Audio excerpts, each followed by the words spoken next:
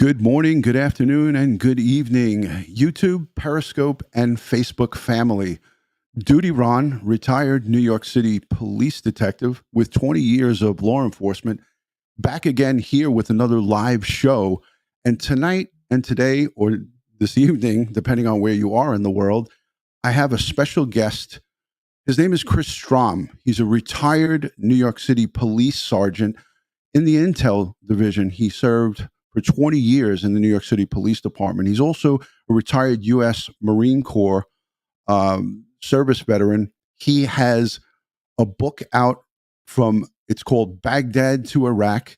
He served in our military before serving in the NYPD and also after he retired. And I have him on today. He's going to talk to you about his service and everything that he did over in Baghdad in Iraq. But we'll get into it in a few minutes. I want to say a special thank you to all of my channel members, my Patreon supporters, and everybody who positively interacts in the DutyRon live streams. It's greatly appreciated. The support that you guys show is tremendous, and I greatly appreciate each and every one of you, especially the moderators who handle a lot of the heavy traffic coming through, the heavy lifting, if you will. I like to refer to it as heavy lifting. Thank you so much for coming on in. Really, I have also waiting, you guys love and know him well, Bill Cannon, retired New York City Police Homicide Squad Sergeant from Manhattan North. He is here. He's got over 27 years of service. I know I always screw up his time. Either it's 27, 28. You know, when you cut a year from a seasoned veteran, they get pissed off. But I like to keep Bill fired up, so I like to piss him off every once in a while. So, Chris and Bill, these are great guests. You guys are going to love it. Let me say quickly, I just got to say this quickly. Hello to everybody jumping in. Hi, Lisa Kleckner. Good to see you. Thank you for joining. Guys, if you haven't shared this stream out into your social media networks, I please would ask you to consider sharing this amazing live stream. We've got some great stories that Chris Strom is going to tell us today. But before we do that, I want to play a little bit of a piece, if you will, from his appearance. He's appeared on many podcasts, many news reports, and many high profile people who have podcasts and have news outlets. He appeared with Lieutenant Colonel Oliver North, which I know is an honor for Chris. He appeared on Lieutenant Colonel Oliver North's podcast, and I want to play a little piece of that for you guys so it gives you a little bit of background on the esteemed career that of service that Chris Strom has had over the course of his time, not only with the New York City Police Department, risking his life for 2 decades, but also prior to that in the United States Marine Corps. So let's play a little bit of Chris Strom's interview with Lieutenant Colonel Oliver North. So we'll share that with you guys now. Let me go full screen.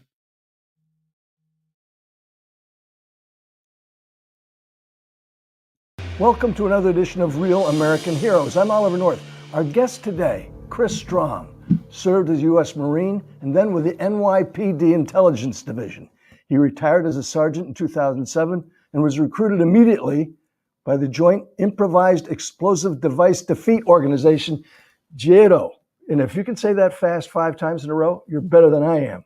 It's a government agency that devised top secret strategies for combating IEDs, improvised explosive devices, in Iraq and Afghanistan. As the lead tactical debriefing officer, he participated in over 110 combat missions and 91 captures of high-value targets in southern Iraq and performed more than 200 battlefield interrogations. Chris, first of all, I'm amazed that you and I did not bump into each other a few times because I made a lot of trips out there, always at some point in those 66 embeds I did with Marines at some point. I saw a lot of what you guys had done to save the lives of Americans. And I want to just get a sense from you as to your experience in the NYPD Intelligence Division and why you retired to volunteer to serve in harm's way in a war zone. I'm gonna stop it right there, folks. And here is Chris and Bill. Let me just unmute Chris because I had him muted. Christopher Strom, it's an honor to have you on the live stream. I know we've been back and forth with this. Welcome to the True Crime from Straight Talk from DutyRon. I appreciate you joining the show. Thank you so much for being in here. Thanks a million for having me on, Ron. I appreciate it. Hey, it's my pleasure. I got Josh in there. I got to get him out of there because it's just me, you, and Bill. Retired Sergeant, NYPD Homicide Detective Sergeant Bill Cannon is here. You guys are great friends, and the reason we're hooked up together is because of the brotherhood of the NYPD, the brotherhood of the blue. Bill turned me on to you, and just the circle just keeps going because, as you know, we definitely we stand together as people who have served. But getting back to you, Chris, Lieutenant Colonel Oliver North had just said, what was the motivation for you to go and serve? I know you served in the military prior to the NYPD service, but after the fact, what was the motivation and motivating factor for you there? Tell the people.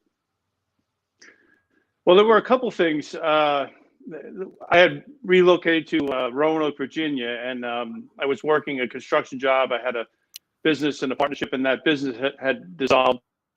And I was basically unemployed, albeit, just like Bill and yourself.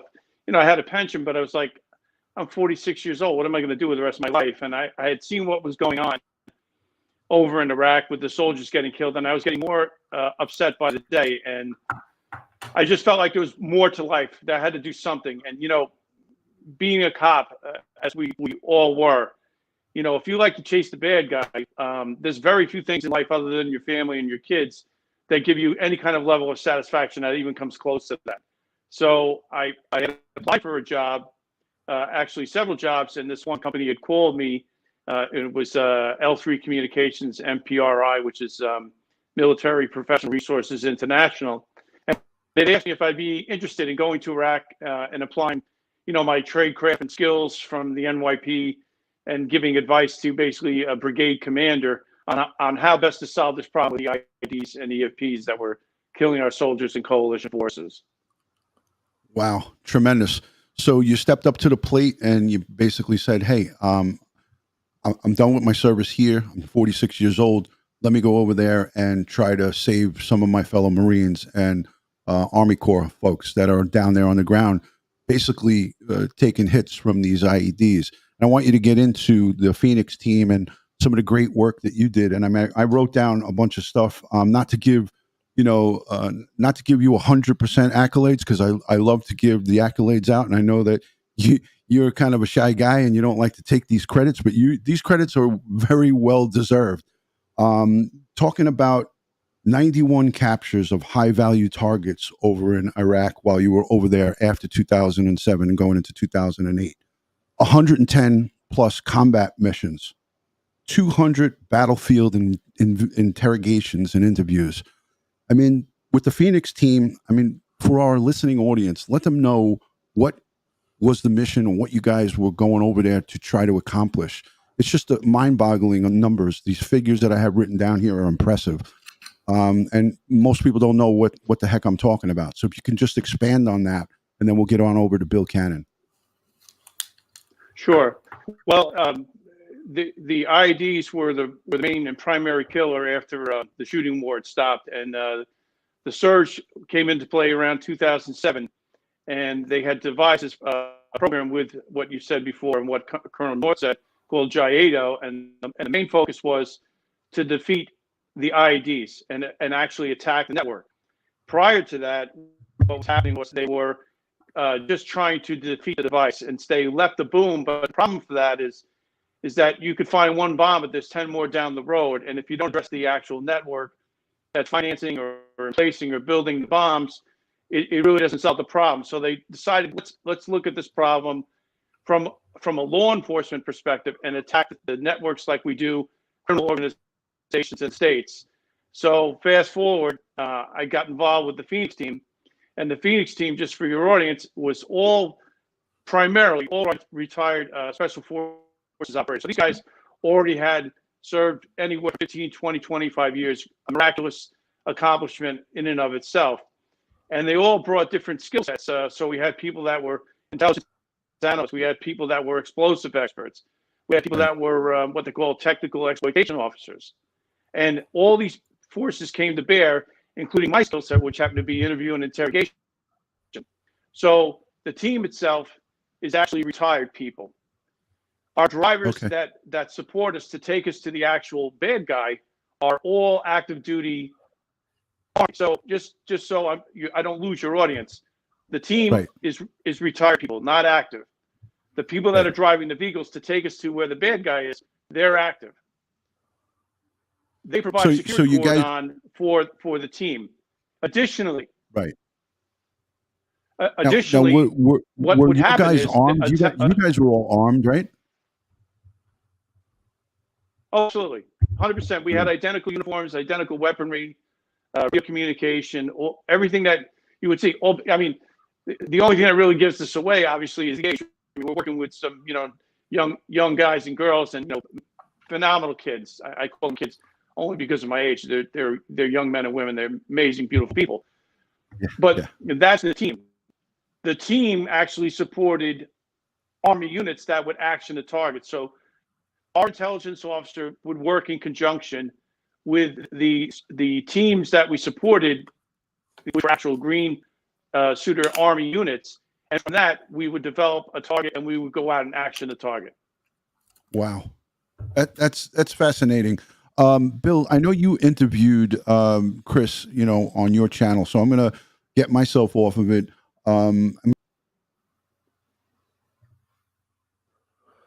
Yeah, well, I think what he wanted me to say, Christopher, was here I call you Christopher. That's on the cover of your book, Christopher Strom, and the book is called From Brooklyn to Baghdad. Um, the skills that Chris used in Iraq were the investigative skills that he learned on the NYPD, building a case, finding out who the players are, showing photos of these players to the community to get them identified. Processing evidence, and of course, one of the most important things, interview and interrogation. And the way an interrogation works is when you have things to challenge the interviewee with. For example, if he's already been identified as being at some scene prior to, say, an explosion, that is, of course, circumstantial evidence. But as we learned on this show, circumstantial evidence can be very, very strong evidence. And then, of course, interrogation. Once you have the person that's involved in a improvised explosive device network, once you have evidence against him, that's when you bear down. And that's what we learned on the NYPD, how to do that and how to build a case. And then not just the case against this person, but build the case against the entire network. And that is what Christopher learned at the NYPD, and that's what he brought to Iraq into these investigations. Yeah, Chris, talk a little bit about going after the networks and how different it was than going after the folks that were planting these roadside bombs. And that's really putting it in layman's terms, because some of our listening audience won't know what an IED is, but they're basically roadside bombs that are planted. But Chris Strom's mission was to break up the networks, as Bill just said. And that is a whole different dynamic. You want to expand on that, Chris? Yeah, well, they have two types of bombs, roadside bombs. Everything is kind of like lumped into one group as an improvised explosive device. But the other primary killer of the soldiers over there were the Iranian EFPs, which stands for explosive form, projectile, or penetrator. So without getting too technical, you have a roadside bomb, which could be a combination of unexploded ordnance that they assemble and make a bomb. And so it could be basically anything put inside a garbage can or a coffee can, and it's kind of crude.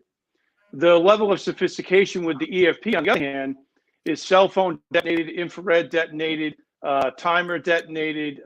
Then they would do what they would call a secondary explosion. So one would cause chaos and mayhem, and then if they tried to leave the scene, depending on which direction they would go, there would be a secondary and possibly a third device going off to really, really hurt these soldiers. The Iranian EFPs, were coming, just like I said, from Iran. So, when people say, well, was there really Iranian influence, or was Al Qaeda being supported by Iranian financing and technology, 100%. So, you know, again, not to get too historical, but, you know, prior to Saddam's fall, Iraq was a Sunni nation. When Saddam was replaced and taken out, it created a vacuum. And now they put in al-Nouri al-Maliki, who is a Shiite leader. So now the Shiites are feeling emboldened. You have all these different factions and tribes running around, and you have all the financial support and material support flooding in from Iran to basically wear down the soldiers and kill the coalition forces. And one other thing I'd like to say about the difference between an IED, which can be devastating depending on the type of vehicle you're in. An Iranian EMP is capable of disabling and killing people inside an M1 Abrams tank. So you could be in a vehicle that looks like it'd be impossible to be penetrated or harmed by one of these road-type bombs. But I'm here to tell you that an Iranian EMP is coming in one side and going out the other, and it's probably going to kill, unfortunately, everybody inside the vehicle along with it. So that was the urgency of getting this program stood up. And the genius of this program was the team. I mean, I had a part, I did the interrogation, but this team would have never survived without the other people that supported it. And moreover, the people that bought into it, like 122 Tactical Strike Team from the 4th ID, and in particular, my friend Dave Peluso, who ran the team. Because once we developed a friendship and an understanding and a trust, we crushed these people. It wasn't like a weekly or a monthly occurrence. This was like on a daily occurrence. We just went out, and the level of satisfaction of finding a bad guy that killed soldiers, the level of satisfaction and emotion, seeing how happy the soldiers were, that they felt like they were doing God's work, and they were, to save their brothers and sisters. I can't even put into words how emotional and how satisfying and gratifying it is, and humbling it is to be around these young people. They're just amazing people. Amazing. What an experience.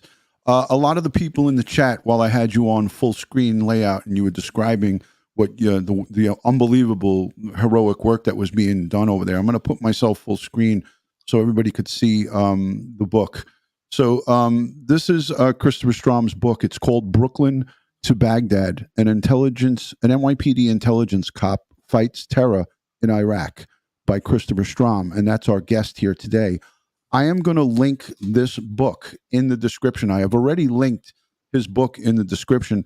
I implore each and every one of you American patriots to go on over and pick up this book on Amazon.com. I'm only into, and Chris is going to kill me, I'm only into page 56. I haven't gotten any further because of my work schedule. I plan to read this book from front to back. It's 200 and something pages, 250 pages.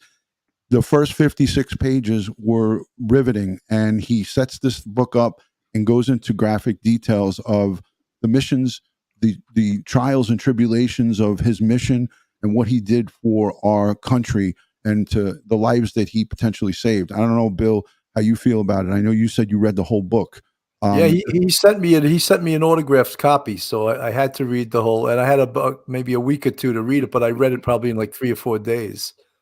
Mine's autographed too. So yeah, for my viewers, please go out and support this brave patriot. He's a soldier. He's a retired NYPD sergeant. Give some of your NYPD. I guess you came out in '87 to 2007, right? That's the 20-year spot for you. You worked, Chris, during the crack epidemic in the NYPD. What were some of your assignments besides working with my good friend Chief John Cutter, who was a guest on this show as well? Talk about some of your police work from the beginning and straight through. Sure. Like most cops, after getting out of the academy, I worked in Queens in the 101 precinct, and I did patrol for about 6, maybe 7 years. And eventually I got into the plainclothes unit, which is anti-crime. And, for your audience, that's you're in a smooth car, plainclothes, and your shift really is dictated by any kind of patterns that may be occurring in the precinct. At one point, I had gotten involved in a shooting, and because of the racial tensions and overtones of it, they transferred me to what's called the Robbery Task Force Unit, which again, for your audience, is a plainclothes unit. And now I'm basically doing anti-crime, but I'm doing it throughout the whole borough of Queens. And I did that for about 4 years. And that was an amazing experience. I mean, I really enjoyed that. Again, hunting the bad guy, like we were saying earlier, if that's your thing, that was definitely, that's what got me up every day and excited to go to work. From there, I got promoted to sergeant, and I finally landed in Brooklyn. And I'm in the 7-6 precinct, and I did patrol for about maybe 5 or 6 months. And the captain asked me, "Would you be interested in doing the street narcotics enforcement?" And I said, "Absolutely." So I'm kind of like in like plain clothes again, and then I'm working with some amazing people from all over the world, all different backgrounds, guys and girls. Steady days off, making my own tours, and then 9/11 happens, unfortunately, and there was a need for intelligence officers to go into the intelligence division, in particular sergeants, and I actually didn't want to go. I was having such a great time, and I was so comfortable with these people that I love and keep in touch with to this day. And my old boss, who's still on the job, Chief Dave Barrere, who I believe is a 3-star chief now in charge of housing, had asked me as a favor, would you please take this position? And if it doesn't work out for you, I'll try and give you a soft landing in Queens. He had moved back to Queens. And I ended up getting involved in the intelligence division. And again, I'm working with some superstars, amazing, gifted people that really, they showed me the way. It wasn't the other way around. It was an amazing experience. Wow. Yeah, I mean, Intel was great. I was always going over there because I got the dignitary training because I was good friends with John Cutter. So I got that dignitary training. There was the 2 sergeants. I guess, yeah, there was 2 guys that ran that dignitary. Like, really, I don't remember their names. I'm starting to get old, but I met those guys, and they were, like icons in the Intel unit. One sergeant, I forgot his name, but we got some great training, and I made a great overtime doing the United Nations General Assembly. And I remember the guys, the way they would talk, the camaraderie between, the detectives in the Intel unit. And they did some really, we every foreign dignitary that came into New York City, your unit was taxed with providing safe passage for them, and, back up to the State Department, Secret Service, and all the different branches of the federal partnerships that we work together with. So yeah, that's a great rank. And Bill, I don't know, were you dignitary trained, or did you have any of you guys from your unit in that? A lot of the people they didn't really want bosses in the homicide squad to be dignitary trained because they lost you too much to the over. You know how if dignitaries came in, you could do 100 hours in a week of overtime. And they didn't really want the bosses in homicide to do that. So I never got the training. But when Christopher was talking about his experience coming up through anti-crime, to me, that is the very best training you receive on the NYPD is being plainclothes anti-crime officer, especially when you have a good boss that's been through it. When I first learned anti-crime, my boss was an 11-year street crime veteran, this guy, Mike Murphy. And he taught me at the precinct level. And then I wound up going to street crime where all the superstars were. And then I was a boss in anti-crime for 3.5 years in a precinct. So I did a total of 6.5 years. And like right now we got watching us Peter Pranzo, who was a superstar from the street crime unit and from the 3-2. We got Bill Ryan, another veteran of street crime. So all of the cream rises to the top. And they're most of the time when you look into their background, they had an anti-crime background. Yeah, I agree. I did some plainclothes and did housing's anti-crime for a little bit, and you got to really know the street and also know the bad people and how to cite. I was always amazed that the guys would go, "He's got a gun." I'd be like, "How do you know that?" "Trust me, kid. He's got a gun. We're gonna get him." And we go and stop the guy, and the guy's got a gun. So the street crime guys had a sixth sense, so to speak. What I want to segue on to now, because we're limited with time, Chris was kind enough to share some personal photos with us from over in Iraq. Now, I'm going to let Chris narrate this, so I'm going to take us off the screen, but Chris, you're going to have the audio part of this. This is some photos that he was kind enough, like I said, to share with us. Let me just get them full screen so we can share this. And just please tell the audience what we're looking at here. Let me get this as big as I can. It looks like a bunch of radios and phones and devices. Chris, can you see that? Yeah, I can see it very clearly. Those are one of the weapon seizures and ID factories that we raided. I don't want to get too technical, but like, for example, what's up at the top with the little buttons? Those are garage door openers. So, you know, Oh, these things right again, here? for your audience, The white with the red? at the these very things? top. Yep. Okay. Correct. So just so your audience has an idea, some of the people that were involved in these networks were actually formerly trained engineers. So when Saddam was taken out, they were like looking for work, and this is some of their handiwork. Oh, wow. So the other things that you see right there are cordless phones. So some of these cordless phones were used, and again, I'm not going to get too technical with how they actually implemented them, but the cell phones and the doorbells would be like a manual way, which required a line of sight to trigger the device. There were other devices that were actually worked with infrared. So basically, like when you would come in and out of a certain store, I'll just use a jewelry store because most people are familiar with that. You would break a beam, and that beam would make like a beeping sound, so it will alert the clerk that you're coming in or you're leaving, whatever the case is. So they have what they call passive infrared, and they have direct infrared. So basically, every time, you know, everything is trial and error. Their goal is to kill as many soldiers as possible. And how they do that and how they modify the trajectory, the altitude, and azimuth, and all these other things, that determines how much they get paid. And they have to videotape it simultaneously. So, for example, if you killed, unfortunately, soldiers in a Humvee, well, there'd be anywhere from 3 to 4 people, generally speaking. There could be more, but generally, that's a good figure of what would be the composition of Humvee.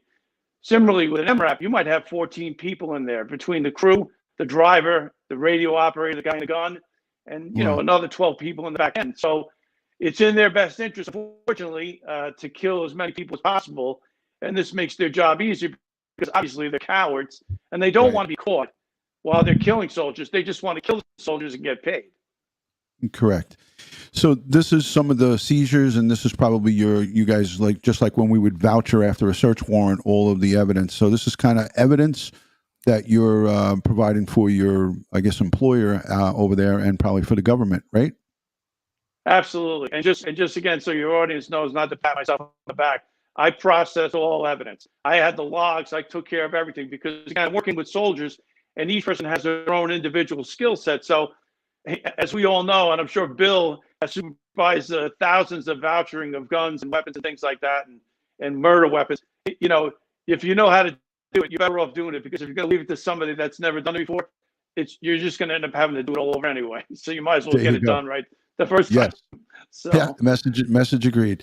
Yes. All right. So that's Chris and his team categorizing bomb making material. We're going to go on to the next picture. I think you got cut off. Were you in this picture here, Chris? I'm not in this picture. This was an IED event, and thank God these guys all lived. Now, the reason why they lived was that when the shot went off, it hit the front of the vehicle. Thank God.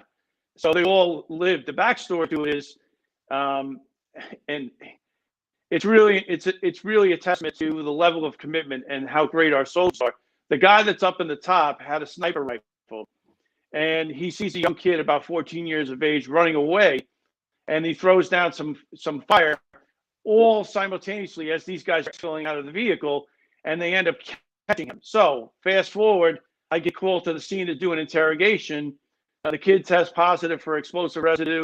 A couple of parents and an uncle were involved in this, so it was a win. Wow. On many levels. It was a win. Thank God that, you know, the soldiers survived this. So nobody was killed. You know, nobody was killed. And nobody was killed in this attack. And wow, thank God. No, sir. So look, these guys look. Well, these guys all look like youngins right here too. Look at them. They got baby faces, all of them. Yeah. Thank God for them surviving that mission right there. All right, let's move on to the next photo. Oh, who's this handsome guy? He had hair. Look at him with hair. There he is. Chris Strom with hair. I love it. Yeah. Yeah. Don't feel Too bad, funny. brother. I was there one time, probably 30 years ago with hair. Where was this picture taken? It looks like inside of a vehicle.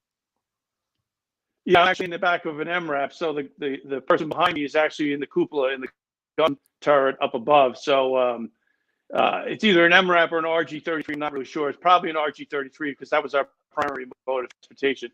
Because it Wow. fit the whole crew and our explosive detection dogs and everybody very easily and very comfortably. Right, right. And what was some of the temperatures inside there? Did they have nice central air inside those things? Oh yeah, absolutely. Yeah, you just felt like you needed a sweater when you were out you there. go. You know. All right, let's go on to the next one. This looks like a crew right here. Who are these guys? These are the famous 122 TST Tactical Strike Team. So the gentleman all the way to the right, as you're looking at the photo, is Sergeant Dave Peluso, who I love like a brother. The one that's we up are top? very, very, very close. Up No, top he's here? standing. He's right there. Yes, right there where your cue is, right there at the right. Yep. Okay. So just amazing people. You can't believe. I mean, you just can't believe the level of trust that they had with us and the friendship. And we barbecued and we drank together and non-alcoholic beverages before our Army CID gets involved. And we just were very, very, very, very close. Very close. This is the camaraderie because it was a matter of life and death with each and every one of these guys together.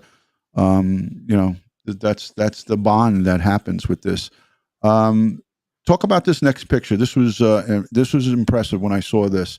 Here is Christopher Strom looking at one of his detainees. It looks like, and you could pick this up from here. Yeah, well, this is not an ideal situation. Again, we're cops, and being a Marine, you make do with what you do. So it would be great to have an interrogation room and bring these people back to the base. But unfortunately, the Army's not bringing anybody back to the base unless you can either positively identify this guy as a bad guy, or you can link him to a terrorist act like a bombing. And so in this fellow's case, it looks like he's being abused. But quite honestly, as soon as I walked up and got in his face, the guy started crying. And he was one of the bombers from the previous pictures that you showed that also tested positive for explosive residue. So his whole demeanor and affect is very telling. Unbelievable. Wow. So this is part of the 200 or so debriefings that you did, the battlefield interrogations. That's what Lieutenant Colonel Oliver North was speaking about when he introed you, correct? Correct. Yes. What an amazing, there's not many people who would serve and then come and serve in the police department for 20 years and then go back like you did. So again, I have an extreme amount of respect for the bravery that you exhibited here. So I tip my cap to you, Chris. Tremendous effort. What's going on here? This doesn't look good. Yeah, this is bad. It's a long story, but I'll try and break it down as succinctly as possible. Basically, the vehicle that you see, it's all crumpled up and looks like it's inverted, like into a shape of a V, and then there's like a van that's fire, and obviously the stuff that you see on the ground is unfortunate for some of the civilians that got killed. That was a vehicle-borne ID or VBID, what's called. That VBID, believe it or not, traveled 250 feet from where it is right now, and landed in this parking lot. And the vehicle that's right next to it, although it looks like it exploded, it actually caught fire from this vehicle, which was basically a flaming piece of steel flying through the air 250 feet away. The backstory to this is, while this is going on, we have people from the New York Times that are looking at this. We have Iraqi counterintelligence trying to figure out who we are, because obviously we're trying to maintain some sense of anonymity to work these cells. So there's a row of like painted walls over there. That's where the actual marker was. That's where the actual vehicle started before it landed there. And unfortunately, when you're dissecting the crime scene, because I have formal training in explosives and went to some pretty intense training in Aberdeen, Maryland. The Army's estimate initially was that this vehicle blew up right where it sits, but unfortunately, there's no blast seat. So you go on the other side of the wall and you find out that's where it actually originated from. And I believe 28 people were killed in that one event. Wow. It's pretty incredible. So we actually went there and did the actual exploitation. The story to this, and I have to thank my interpreter, Sharif, as we're leaving the market area, which is again beyond the tape and beyond that painted wall, he started the conversation with the merchant there, and the merchant basically said to him, was crying and saying, "My brother's in the hospital," and so we said, "Well, what happened?" He said, "Well, there was a young boy, about 14 or 15 years old. He pulled up in a red Volvo and parked the car, and we're like, hey, what are you doing? You can't park it," because this was like a market where everybody has basically a kiosk and a stand, so you name it, you know, fruits, vegetables, batteries, cell phones. I mean, any number of things. And as soon as they started yelling at him, the kid takes off running, and the bomb exploded about a minute later. Jesus. So, wow, it's incredible. And again, these are people coming home from work. They're doing shopping. The front part of this area where this vehicle is kind of like a bus stop and a transit area where people get in cabs, they get in other vehicles after they finish work. So it's like a transfer place. It's almost like a parking ride, so to speak, for people. Yeah, interact. busy place. Yeah, busy place. Chris, can I just ask you something? How do you Sure. test? What is the actual test for bomb residue on someone? It's basically the same. I'm not an expert in it, Bill. I'm assuming it's the same chemical test they do for people that are involved in shootings when they want to test them. It's a swab, like a gunshot residue and bomb. Yeah. Okay. Yeah. Yeah. Interesting. It's interesting. Well, now they can further test it. So one test is just to see if it actually is there's an explosive or a nitrate of some sort on the person's hands. Very sensitive. The other one is more definite. It could tell you what the composite of the explosive is. So if it was, TNT, or if it was Simtex, or if it was C4, whatever, it could break it down granularly to let you know exactly what it was. So this is fascinating stuff. And we had with the team, just so your audience knows, again, I mentioned it earlier, we had people that were explosive ordnance detection people that had over 25 years of experience. So I'm working. It's like working with. Pick a tool out of your tool belt. All you got to do is just ask this person to step in, and it's done immediately. You didn't have to get on the phone and call somebody. Those resources were already there, right with you at the scene of the crime. Amazing. Working together, a lot of people working hand in hand, getting things done. It sounds like a great collaboration between private sector, military, and what an operation. What happened here? Looks like another roadside strike. That's the same vehicle that where the soldiers were standing in front of. So that's we do what Bill and you and I know is what we call cardinal view picture. So we do a 360, up close and personal, and then we kind of just take pictures going round and round and round, because obviously once you leave the scene, the vehicle's not going to be left there. So it's almost like crime scene reconstruction. Right. It's a crime scene, chronological photographs of all angles. But is this exactly where the strike was, or did the vehicle advance forward after? No, well, that's an excellent question. I want you to notice something about this particular scene. Again, not getting too technical. If you could pull back out, just go the other way, if you would, Ron, please. Make it smaller. Keep going. That's as far as a little bit more. I can go. Just a little bit more. Okay, perfect. What's unusual about this picture is that this is an empty field. There's nothing else in this field except one lone tire. That tire is what's used as an aiming point for the detonation. So basically, and again, I'm not going to get too technical. Somebody basically has their finger ready to push a button, and they try and time it with speed and distance of the vehicle. And once the vehicle gets to a certain point, they push the button. And so that is basically their aiming point, like similar to like a gun sight on a weapon. Yeah. So as soon as the target hits that tire, they detonate, right? Or depending on the speed, they calculate, all right, he's traveling at 30 miles an hour. If I push the button now, where approximately is going to strike the vehicle, so to speak? That's unbelievable. Wow. They're demons. They're demons. Chris, Yeah. can I just ask you another question? Did you ever get Sure. like the main bomb maker that was teaching everyone how to make the bombs? Yes. Oh yeah, Wow. absolutely. That's fantastic. Wow. We captured. It's in the book. We captured one of the biggest bomb makers in Southern Baghdad period ever. In fact, he was in the deck of cards. And there's a picture of him in the book. I didn't give it to Ron tonight because his face isn't blocked out, and I don't need DOD or Homeland Security calling me for an interview in DC. Yeah.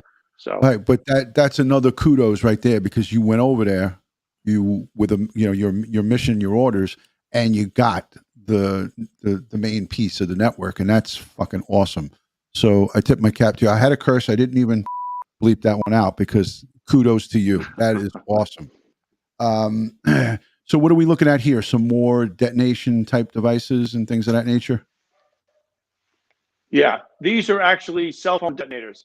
So basically, they would, and you can see the cards there. And again, I'm not going to get too technical, but these are actual cell phone activated detonators for the explosive. So these are the guts. They would actually take apart guts inside the cell right, phone, and right? you could look at if you look at the wires, you could see that it's homemade in nature. You could see where they use like hot glue and they've modified things like that. And these are programmable, so they were able to basically program their own number. Now, again, I don't want to get too technical, but the level of sophistication and electronic engineering that got involved in these bomb makers was like any 4-year grad student with an electrical engineering degree. These people are smart, albeit they want to kill for ridiculous reasons, complete strangers, and kill children along with soldiers.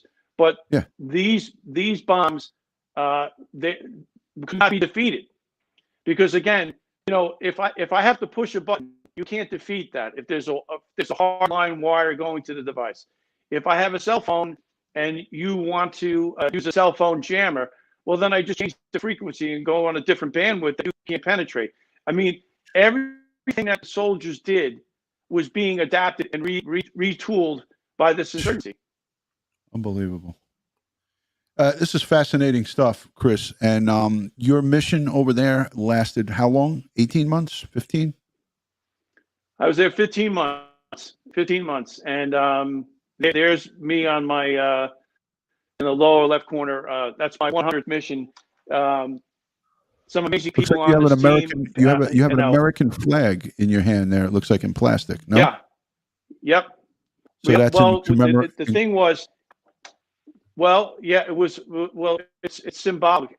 Whenever we went out on a mission, the flag came with us. So somebody would always have that flag, no matter where we were. So they gave it to me that particular mission because it was my 100th mission. I wanted to commemorate it with the team and the guys. Like in the picture, you could see one of the gentlemen up in the top right is my friend Tony Gladicha, and he ran the team, a special forces operator.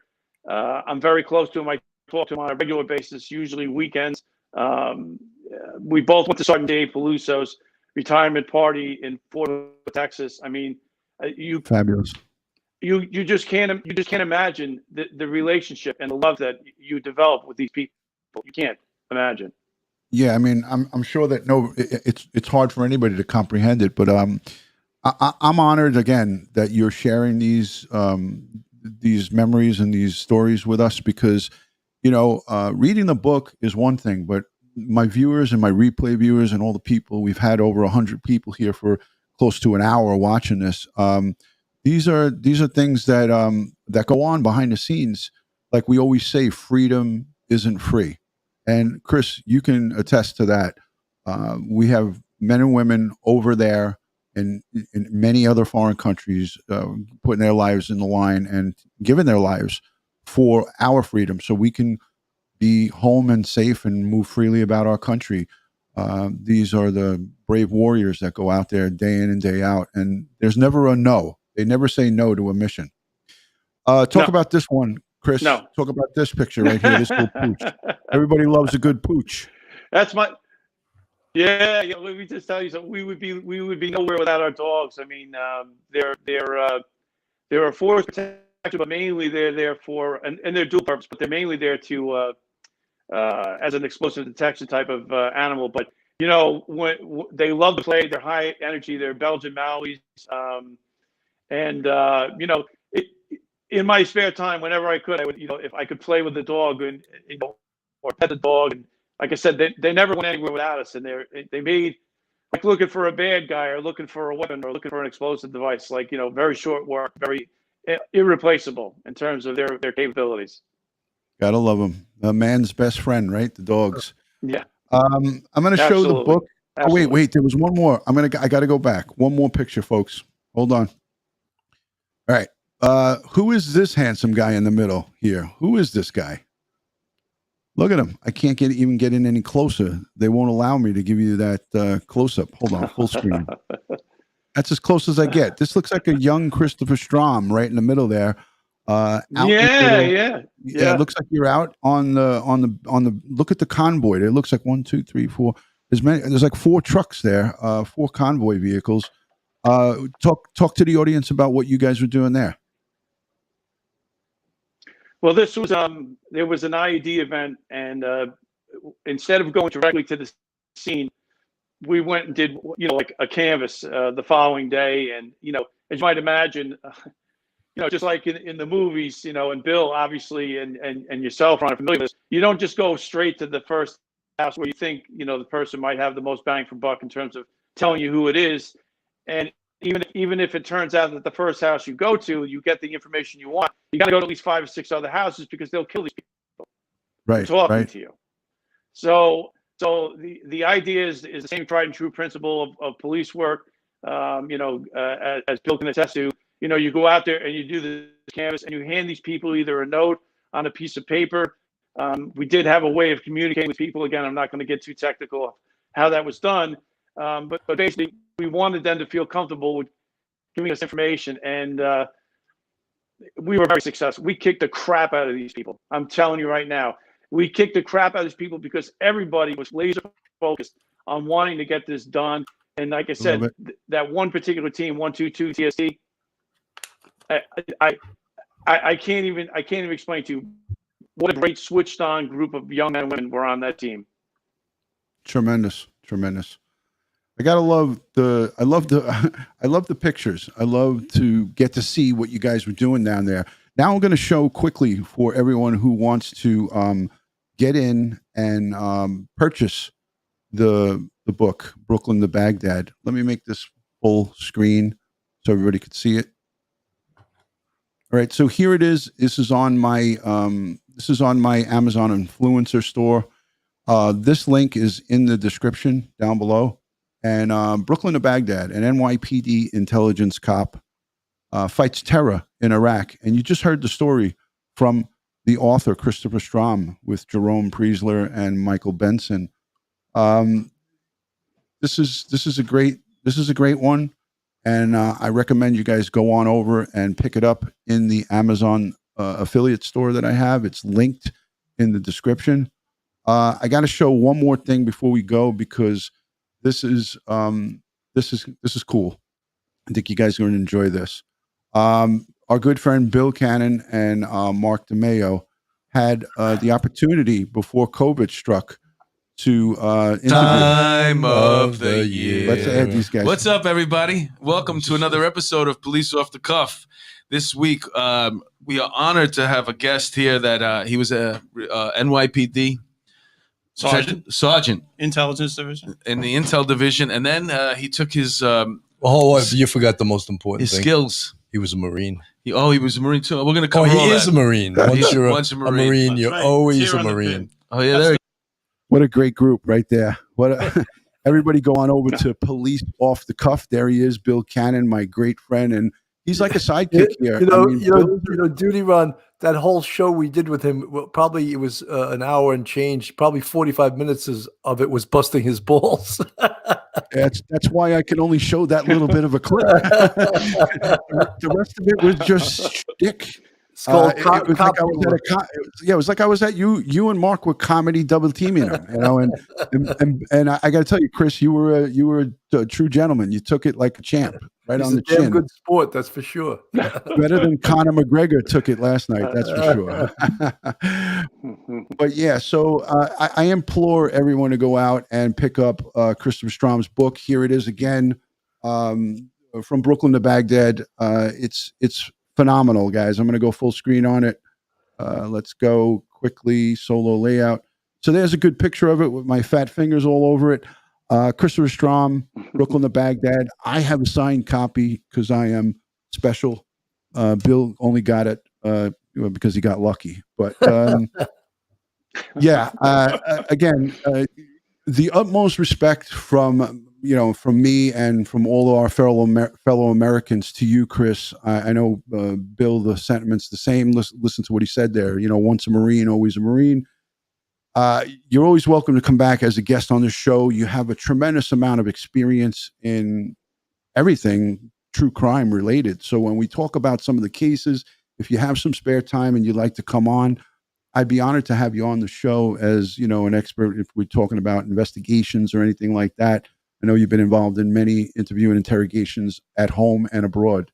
So I'd love to have you, Chris, if you would come back. Absolutely. It'd be my pleasure to come back, Ron. And especially if you're going to have that character right there up above me, Bill Cannon. You mean this guy over here? Yeah. Bill, any parting words?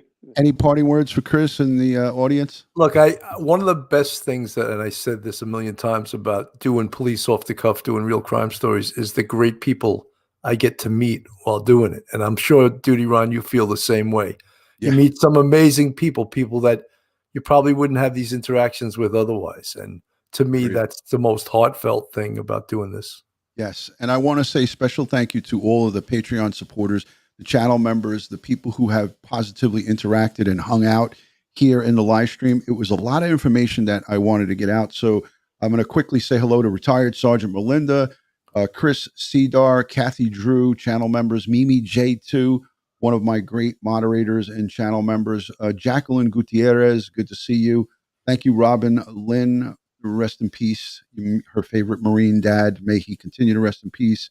Dookie 4000, my neighbor across the street. She could just come over and sit here and watch this with me, but she's, because of COVID, she stays across the street. Melody McAtee, thank you so much. Saying hello to Christopher Strom and thank you for your service. Dawn Marie is saying hello from Florida, beautiful sunny Florida. Great show, says Jacqueline Gutierrez. Everybody's putting in some flag and prayer emojis in the chat for your service. Joey Brooklyn. Hey, Bill, Joey Brooklyn. Hey, Joey. Joey Brooklyn. Everybody go follow his channel. He walks around Brooklyn and shows you some of the great sights. He is born and raised in Little Italy, and he goes down on Mulberry Street and walks down there when we had the San Gennaro feast. No more, right? Hopefully we get that back this year. Retired Sergeant Melinda is sending prayers to you, Christopher Strom. Thank you. I have to do this because they all sat here for almost an hour. Black Rose 11 is here. She's a moderator and a channel member. Thank you so much. Gratitude to Christopher Strom. Please come back soon, says Mimi J2. A lot of prayers, a lot of great stuff. Guys, I want to just say Matt Sully, also a Marine, saying his accolades to you. Who else? Black Rose. It's just a bunch of great people. So there you have it, Chris. You held quite an audience here and everybody was glued to the screen. So thank you for coming. I'm going to end this by saying a special thank you to all of the replay viewers and everyone who comes back and leaves comments down below. Follow me on all things social media, all one word, DutyRon. That's Instagram, Facebook, and Twitter. Follow my friend Bill Cannon on all of his social. I'll link it below. DutyRon, could I just mention one thing? As soon as I'm done, you can. Oh, I'm sorry. Go, okay. Go ahead, brother. Okay. Wednesday night at 9:00, I have a special episode of Real Crime Stories. And if you haven't watched the Night Stalker on Netflix yet, I implore you to do so. It's an unbelievable documentary. sort of tough to watch if you're not police or haven't seen. They show you actual crime scene photos. I've never, in my 27 years on the police department, met someone as evil as this guy that committed such heinous, heinous crimes. Anyway, myself, Detective Irma Rivera, and Detective Michael O'Keefe are going to dissect that case on Wednesday night at 9 o'clock on YouTube Live, and a special episode of Real Crime Stories. I'm going to share that. That's going to be a phenomenal one. I'll be there in the chat on Wednesday at 9 o'clock. I put this in the background because I know you boys remember this. It was always on all the lockers. Proper tactics saves lives. Cover, isolate, and contain.